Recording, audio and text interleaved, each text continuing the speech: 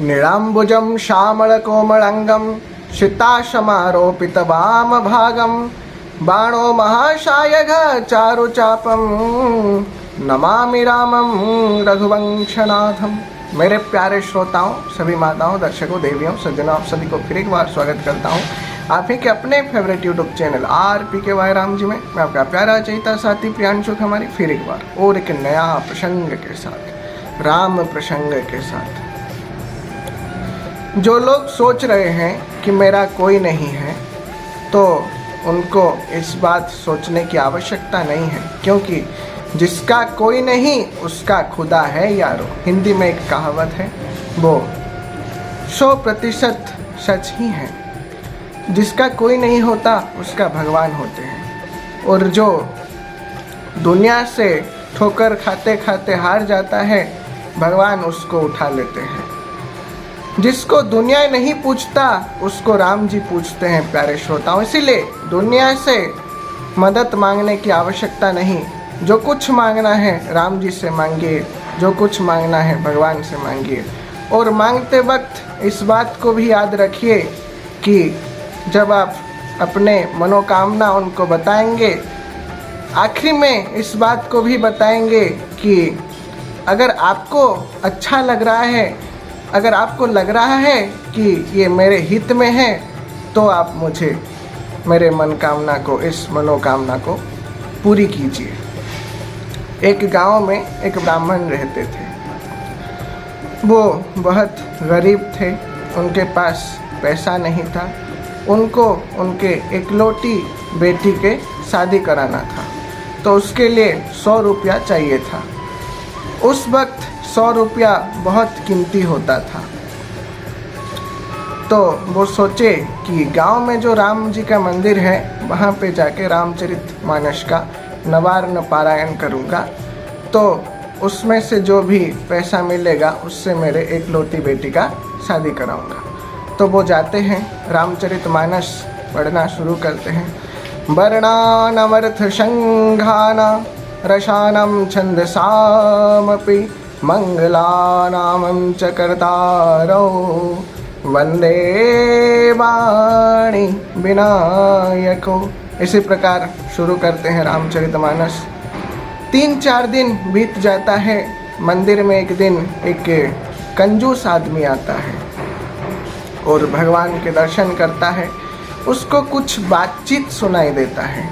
राम जी उस दिन पूछ रहे थे हनुमान जी से कि हनुमान, जो आदमी आया है, जो एक ब्राह्मण व्यक्ति आए हैं और जो रामायण का पाठ कर रहे हैं, उनको 100 रुपया चाहिए।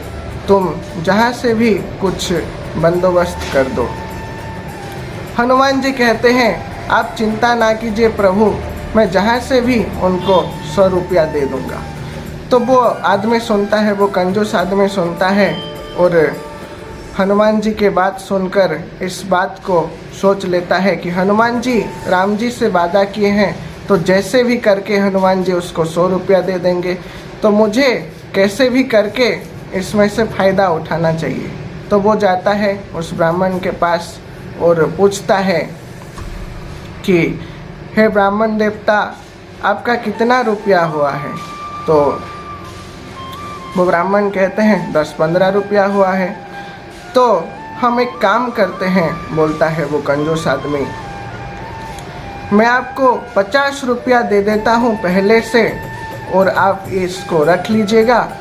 बाद में आपका जितना भी पैसा हुआ, जितना भी आपको दक्षिणा मिलेगा, वो आप मुझे दे देंगे।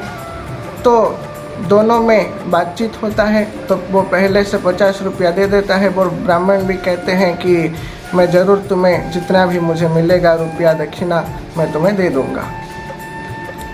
जब 9 दिन समाप्त होता है, तो वो फिर मंदिर को आता है और कहता है कि आपका कितना हुआ दक्षिणा? तो वो ब्राह्मण कहते हैं ये 30 रुपया। तो वो आदमी वो 30 रुपया लेता है और मंदिर के अंदर जाता है। तो उसको वो बात याद था जो हनुमान जी राम जी से वादा किए थे। तो हनुमान जी को, मतलब जो मूर्ति था हनुमान जी का, उस मूर्ति को देखकर पूछता है कि हनुमान जी, आप तो बहुत धोखेबाज आदमी हैं। आप तो अच्छे काम नहीं करते हैं।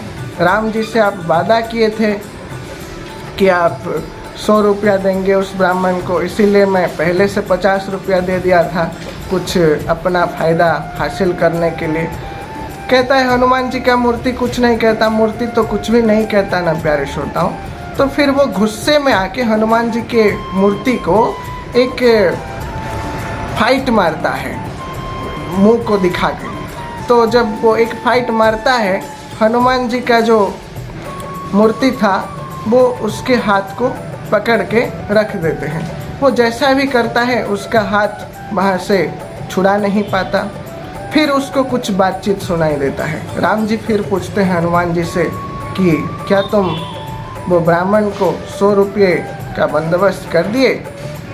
तो हनुमान जी कहते हैं एक कंजूस आदमी आया है प्रभु, उसके जरिए से मैं उसको पहले से ही 50 रुपया दे दिया हूँ, और जब वो मेरे चरणों के पास और एक 50 रुपया रखेगा तो मैं उसके हाथ को छोड़ दूँगा।